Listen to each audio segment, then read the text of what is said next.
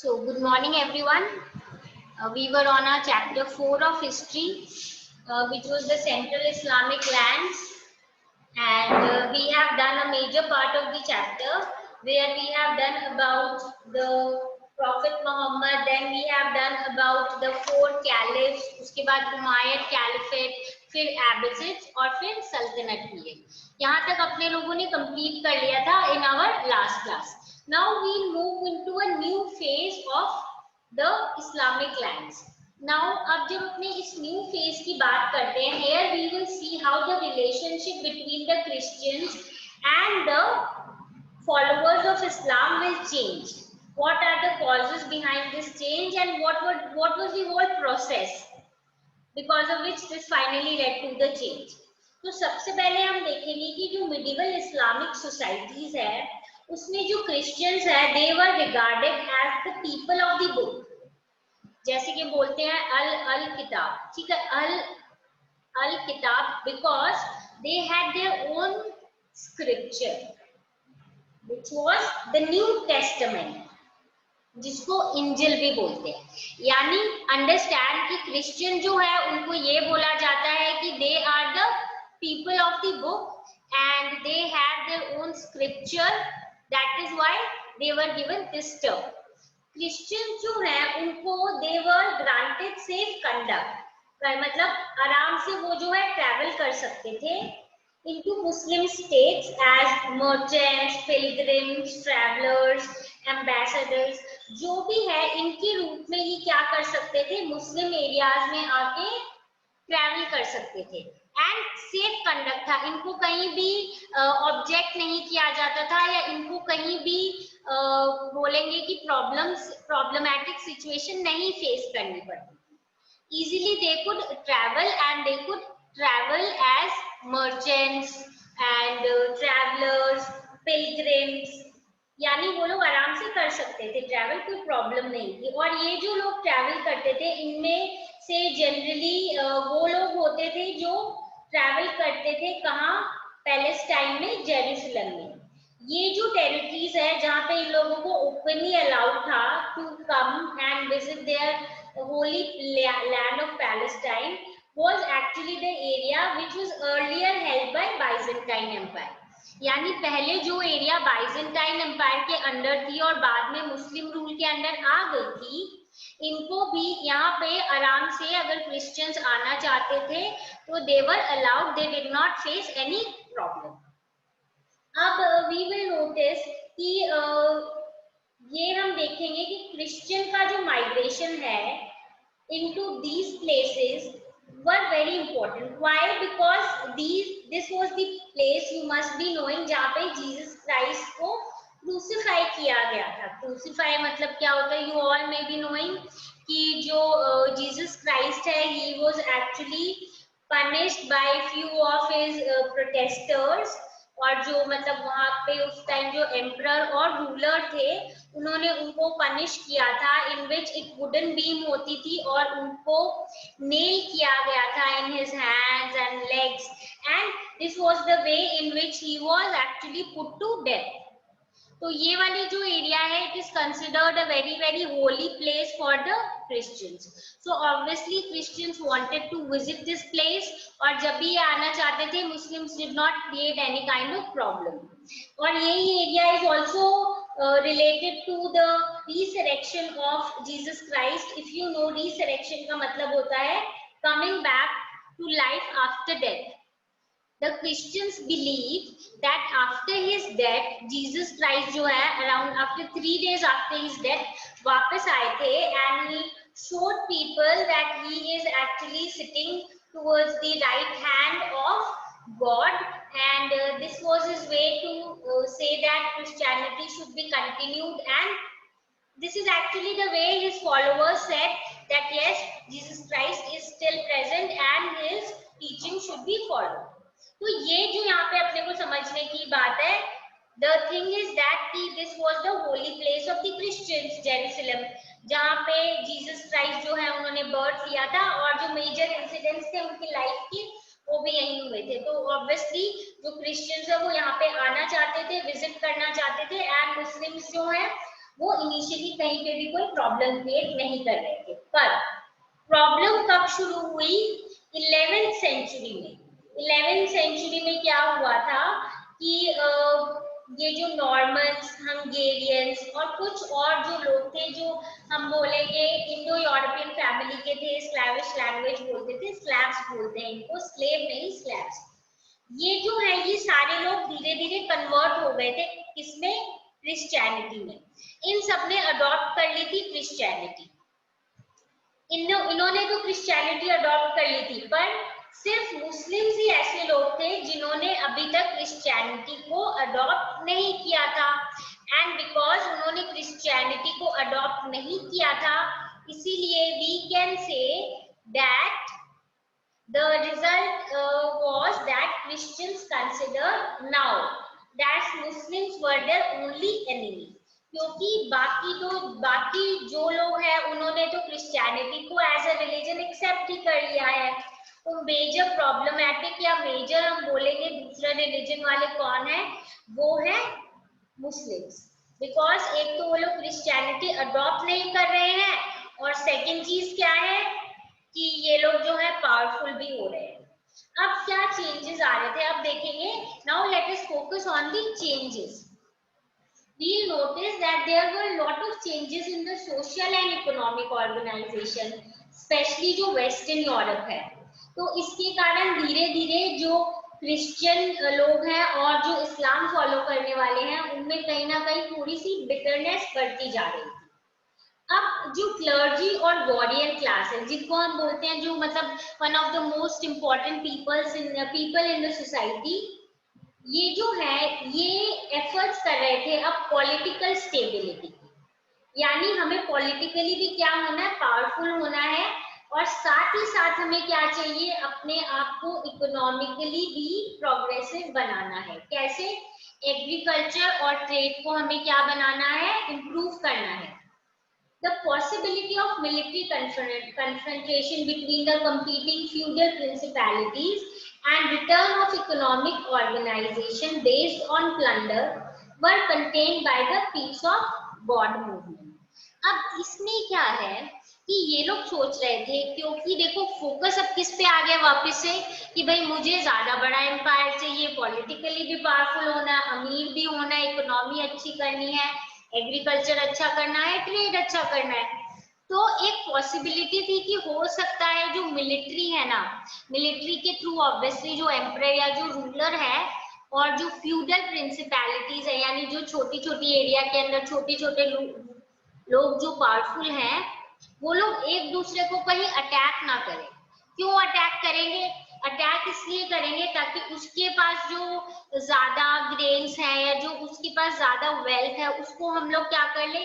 Capture कर ले, या उसके एरिया पे हम लोग कंट्रोल कर ले। तो ऐसे लग रहा था ये प्रॉब्लम अब अराइज होने वाली है। अगर ये प्रॉब्लम अराइज हो जाएगी तो वापस से इनके सामने एक और क्या दिक्कत आ जाएगी? यही दिक्कत आ जाएगी कि भाई बार बार जो पॉलिटिकली इनस्टेबल हो गए हैं, अपने एरिया के अंदर ही ये लोग कंटिन्यूअस लड़ाई करते जा रहे हैं, तो आगे की डेवलपमेंट और हम लोग फ्यूचर एक्सपेंशन के बारे में कैसे सोच सकते हैं? तो इन लोगों ने क्या किया? इन लोगों ने एक थ्योरी निकाली जिसको बोलते हैं the peace of God movement.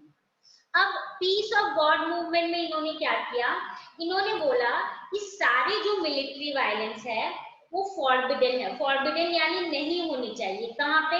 कुछ एरियाज है, स्पेशली जो प्लेसेस ऑफ वर्शिप है उनके पास कोई लड़ाई नहीं होनी चाहिए, कोई मिलिट्री इनकाउंटर नहीं होना चाहिए, कोई मिलिट्री अटैक नहीं होना चाहिए, ना ही कोई वायलेंस होना चाहिए। और कुछ सर्टेन टाइम पीरियड्स है जिनको चर्च के कैलेंडर के हिसाब से सेक्रेड माना जाता है, मतलब हम बोलेंगे ऑस्पिशियस माना जाता है, उस टाइम पे भी यहाँ पे वायलेंस नहीं होना चाहिए। और कुछ सोशल ग्रुप्स है उन पे अटैक नहीं किया जाना चाहिए, जैसे कि चर्च के लोग और जो कॉमन लोग हैं उन पे क्या नहीं होना चाहिए? अटैक नहीं होना चाहिए। नाउ अब इसके बाद ये क्या बोल रहे हैं? इसके बाद ये बोल रहे हैं कि ये जो पीस ऑफ गॉड का जो इन्होंने थ्योरी निकाली थी ना, इससे क्या हुआ जो क्रिश्चियन वर्ल्ड के लोग हैं, स्पेशली जो फ्यूडल सोसाइटी है, वो अब आपस में तो लड़ नहीं रही थी, और आपस में लड़ने की बजाय ये लोग क्या सोच रहे थे, अब हम लोग लड़ते हैं against the enemies of God. अब एनिमीज ऑफ गॉड कौन है इनके लिए? इनके लिए है enemies of God infidels. Infidels कौन है? Non believers. नॉन बिलीवर्स यानी ऐसे लोग जो who does not believe in their God। यहाँ पे their God का मतलब क्या हो जाएगा? यहाँ पे their God का मतलब हो जाएगा जो क्रिश्चियनिटी में बिलीव नहीं करते हैं, वो लोग जो क्रिश्चियनिटी में बिलीव नहीं करते हैं वो हो जाएंगे नॉन बिलीवर्स या इनफिडल्स। अब ये बोल रहे हैं इन पे अटैक करना सिर्फ परमिशन नहीं दिया इसकी, बट इसके अलावा इसको बोला है कमेंडेबल। मतलब if you attack the infidels और the non believers, then this is not only that is allowed, but it is commendable, it is a good work that you have done।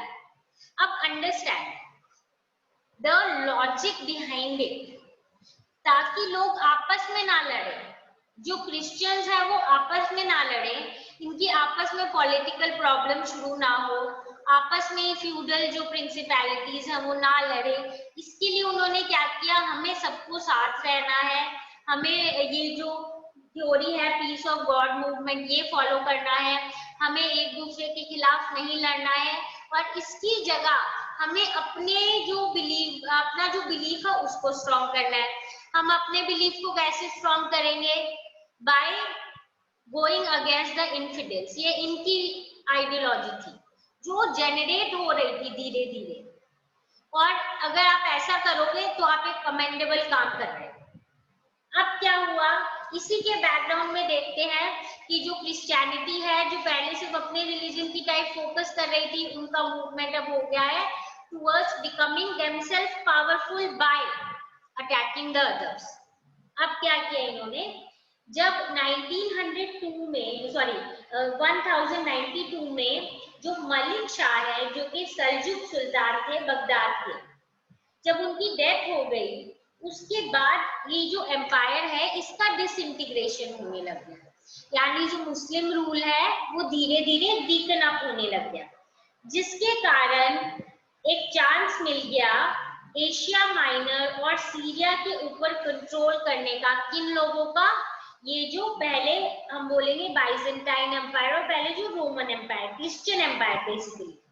तो ये जो क्रिश्चियन लोग हैं इनको एक offer में, मतलब एक तरीका का एडवांटेज मिल गया, स्पेशली जो बाइजेंटाइन एम्पायर थे, एलेक्सियस फर्स्ट, उन्होंने सोचा this is a very good chance to regain the power over the Asia Minor and the northern Syria.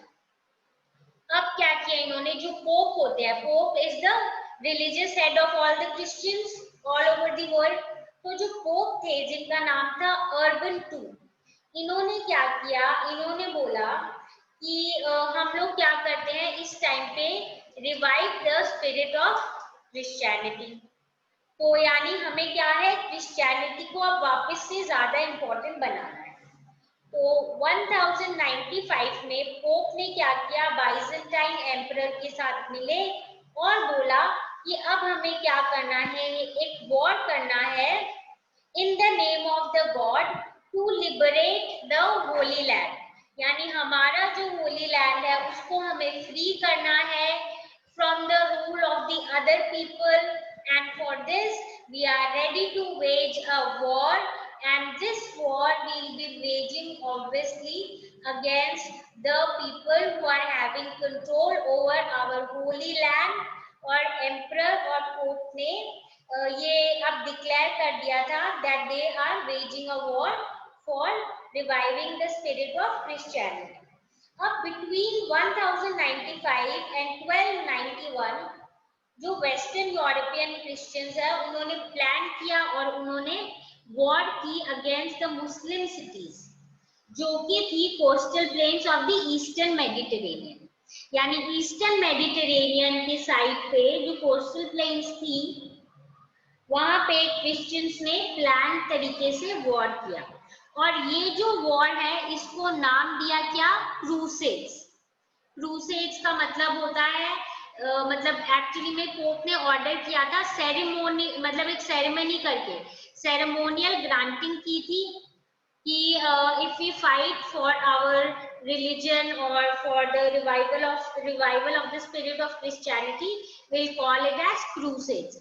फिर पोप ने क्या ऑर्डर किया कि जो लोग स्वेयर करते हैं, मतलब एक तरीके से ओथ लेते हैं, कसम लेते हैं कि that we are ready to fight for our religion, for Christianity, उनको will be granting crosses. Cross क्या होता है, क्रॉस जो क्रिश्चियंस का साइन होता है, वो जो है I will be giving it to the people who are ready to fight. ठीक है, मतलब अब देखो इसको कहीं ना कहीं रिलीजन से जोड़ दिया है, किस चीज को, becoming more powerful. You can see इसमें दो सेक्शन जो है इन्वॉल्व है। एम्परर तो है क्योंकि he wants to become powerful, because death of Malik Shah के बाद थोड़ा डिसइंटीग्रेट हो गया बगदाद, इसलिए वो अपने एम्पायर को पावरफुल बनाना चाह रहा है। साथ में ही ये जो है पोप ये सोच रहे हैं रिलीजियसली भी हम लोग क्या है ज्यादा पावरफुल बन जाए, तो दोनों ने मिलकर बेसिकली ये चीज स्टार्ट की। और अब हम देखेंगे अलग अलग क्रूसेड हुए थे। तो जो फर्स्ट क्रूसेड था जो हुआ था 1098 से 99 के बीच में, इसमें जो सोल्जर्स थे कहाँ के, फ्रांस के और इटली के, इन लोगों ने कैप्चर किया एंटियोक जो कि सीरिया में है, और फिर जेरूसलम को क्लेम कर लिया, अपने अंडर कर लिया। इनकी जो विक्ट्री थी, it was accompanied by slaughter of Muslims and Jews in the city. यानी जब ये लोग जीते तो ये लोग सिर्फ एरिया जीतने के बाद इन लोगों ने मुस्लिम्स और ज्यूस को बहुत ज्यादा टॉर्चर किया, and they did lot of, you can say, bloodshed हुआ था, and these people were slaughter.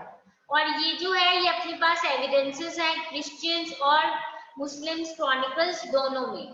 तो जो मुस्लिम्स हैं उन्होंने लिखा है कि जो क्रिश्चियंस आए थे तो वो टर्म्स देते हैं फिरंगी, और इसको उन्होंने बोला ये है फ्रैंकिश इन्वेजन, यानी इन लोगों ने हमारे एरिया को इस एरिया पे इन्वेड किया था और बुरी तरीके से मुस्लिम्स के साथ बिहेव किया था। फ्रांस जो है इन लोगों ने बहुत जल्दी 4 क्रूसेडर स्टेट्स जो है सीरिया और पैलेस्टाइन में इस्टेब्लिश कर ली, और ये जो 4 स्टेट्स हैं इनको बोलते हैं आउटरेमर, यानी द लैंड ओवरसीज। अब लेटर जो क्रूसेड्स हैं, पहले तो इन लोगों ने ये 4 क्रूसेड्स सिटीज जो है, टेरिटरीज जो है सेटअप कर ली, और बाद के जितने भी क्रूसेड्स हैं वो इन एरियाज को डिफेंड और एक्सपैंड करने के लिए, यानी पहले एक्सपैंड कर लिया अपना एरिया, अब हम जितने भी आगे ऐसी फाइट्स करेंगे, वॉर्स करेंगे, वो क्यों करेंगे, ताकि हमारा जो एरिया है इसको हम डिफेंड कर सके, मतलब अब जिस पे हमने कंट्रोल कर लिया फिर से उसको डिफेंड करेंगे और थोड़ा सा एक्सपैंड करेंगे। ये हुआ था अपने फर्स्ट क्रूसेड के बाद। उसके बाद ये जो 4 हम बोलेंगे, जो ये लैंड ओवरसीज थी, ये जो टेरिटरीज थी 4 क्रूसेडर्स थे, ये सरवाइव की थी काफी टाइम तक, बेसिकली जब तक टर्क्स ने एडेसा कैप्चर नहीं किया था। नाउ ये जो आउटरेमर है, जब it survive well for some time, but when Turks ने कैप्चर कर लिया एक और एरिया है Edessa in 1144, and appeal was made by the pope. Pope ने क्या बोला था कि अब हम सेकंड क्रूसेड स्टार्ट करेंगे। 1145 से लेके 49 के बीच में सेकंड क्रूसेड हुआ था, जो ऑब्वियसली जब ऐसा हुआ था इनको लगा था टर्क्स वापस कैप्चर कर लेंगे, तब इन्होंने किया था। एक कंबाइंड जर्मन और फ्रेंच आर्मी ने वॉर की थी और कोशिश की थी डेमेस्कस को कैप्चर कर ले, पर एक्चुअली में क्या हुआ, ये लोग खुद ही डिफीट हो गए and they had to go back to their home area. After this क्या हुआ, there was gradual erosion in the strength of the Outremer, यानी ये जो इन लोगों ने कॉन्कर की थी एरिया, जो लैंड ओवरसीज थी, ये धीरे धीरे इनका स्ट्रेंथ क्या होने लग गया, कम होने लग गया। और ये जो क्रूसेडर थे जिन्होंने इनिशियली इस जील का मतलब क्या, एंथुजियाज्म से जो ज्वाइन किया था कि भाई हमारा मेन एम है स्पिरिट ऑफ क्रिश्चियनिटी को रिवाइव करेंगे, और उसके बाद अपने है ना अपने एरिया को एक्सपैंड करेंगे, अपने जो अपना लैंड है उसको वापस से अपने अंडर लेंगे, होली लैंड को, और एक्सपैंड करेंगे एंड ऑल दीज थिंग्स। ये धीरे धीरे इनका एंथुजियाज्म कम हो गया और ये लोग ज्यादा किस तरफ डील करने लग गए, लिविंग अ लग्जूरियस लाइफ। हमें भाई अच्छी लग्जूरियस लाइफ रहनी है, जीनी है। और जो अब बैटल्स हो रही थी वो बेसिकली इसीलिए हो रही थी कि जो क्रिश्चियन रूलर्स थे वो सोच रहे थे हमारा जो है ज्यादा से ज्यादा एरिया के ऊपर क्या हो जाए, कंट्रोल हो जाए। यानी ये जो धीरे धीरे ये चीजें हैं, क्रिश्चियनिटी को बढ़ाना और बाकी जो अपने लैंड को बचाना, होली लैंड को, ये सारी चीजें थोड़ी थोड़ी कम हो गई थी। इसकी जगह पॉलिटिकल एम्स जो है वो ज्यादा पावरफुल हो गए थे। अच्छी लाइफ, लग्जूरियस लाइफ की तरफ जो क्रिश्चियन रूलर्स थे वो लोग इसी टाइप की तरफ क्या कर रहे थे, फाइट करना चाह रहे थे। अब सलाह अल दिन एक अपने रूलर थे एंड इन्होंने क्रिएट किया था इजिप्टो सीरियन एम्पायर। और ये जो थे ऑब्वियसली ये क्रिश्चियन नहीं थे, ये वो अमंग द मुस्लिम रूलर। इन्होंने क्या किया, गेव अ कॉल फॉर जिहाद। अब जैसे उन लोगों ने क्रूसेड किया था वैसे ये बोल रहे हैं जिहाद, which means holy war against the Christians. इन्होंने की holy war against the Christian and defeated them in 1187। यानी इन लोगों ने क्या कर दिया, क्रिश्चियंस को डिफीट कर दिया इन 1187। अब हम देखेंगे कि now what is happening is how these people are again getting importance. Record of this time indicate कि ये जो सलाल दिन है इन्होंने क्रिश्चियन पॉपुलेशन के साथ इतना खराब हम बोलेंगे ट्रीटमेंट नहीं किया था जितना क्रिश्चियंस ने किया था मुस्लिम्स और ज्यूज के साथ। This is what the records tell us. As जैसे कि पहले वाले रिकॉर्ड्स में अपने को पता चला था कि भाई वो लोग स्लॉटर करते थे मुस्लिम्स को और ये जो ज्यूज थे, तो बाकी अपने इस टाइम के डॉक्यूमेंट्स में ये लिखा है कि सलाल अल दिन जो है his behavior towards the non-Christians was humane. Towards the Christians was humane, and that is why we will understand कि it is considered that he was less harsh if we talk in terms of how he dealt with the Christians. But ये है कि जो उन्होंने custody थी church की वो वहां से लेके वो उन्होंने चर्चेस को टर्न कर दिया था इनटू मॉस्क एंड जेरूसलम को अगेन बना दिया था एक मुस्लिम city. Now that is the change that these people brought in. Now what happened after this? Obviously जब उनकी सिटी उनसे ले ली गई तो जो क्रिश्चियंस है they wanted to get back those areas, so they prompted for a third crusade in 1189. But it actually gained little except for some coastal towns in Palestine. कुछ ज्यादा इनको फायदा नहीं हुआ, सिर्फ हम बोलेंगे कि थोड़ा बहुत इनको कुछ एरियाज जो हैं in the coastal towns of Palestine मिली थी। और ये जरूर है कि उनको फ्री एक्सेस टू जेरूसलम मिल गया था फॉर द क्रिश्चियन पिलग्रिम्स। यानी जो क्रिश्चियन पिलग्रिम्स जिनको जेरूसलम में विजिट करना है they can very very easily come and you can say visit these areas. अब जो ममलुक्स है the rulers of Egypt, they finally drove the crusading Christians from all of the Palestine. अब जो ममलुक्स हैं जो इजिप्ट के रूलर्स थे उन्होंने धीरे धीरे क्रिश्चियन जो है पैलेस्टाइन से सारे के सारे को वहां से हटा दिया और ये आगे ऐसे कोई क्रूसेड ना हो। यूरोप जो है ग्रेजुअली धीरे धीरे उसने इंटरेस्ट लूज कर दिया in fighting with Islamic you can say group, और फोकस उनका अब क्या हो गया था कि हम इंटरनली अपना पॉलिटिकली और कल्चरल डेवलपमेंट में फोकस करें। ठीक है, I am again telling you, अब यूरोप बोल रहे हैं कि हम जो है ये इस्लाम से लड़ाई इन सब पे फोकस कम हो रहा है इनका धीरे धीरे, और इंटरेस्ट किस चीज पे बढ़ रहा है कि हम जो हमारी खुद की एम्पायर है इसको इंटरनली पॉलिटिकली स्ट्रांग बनाए और कल्चरली भी क्या बनाए, स्ट्रांग बनाए।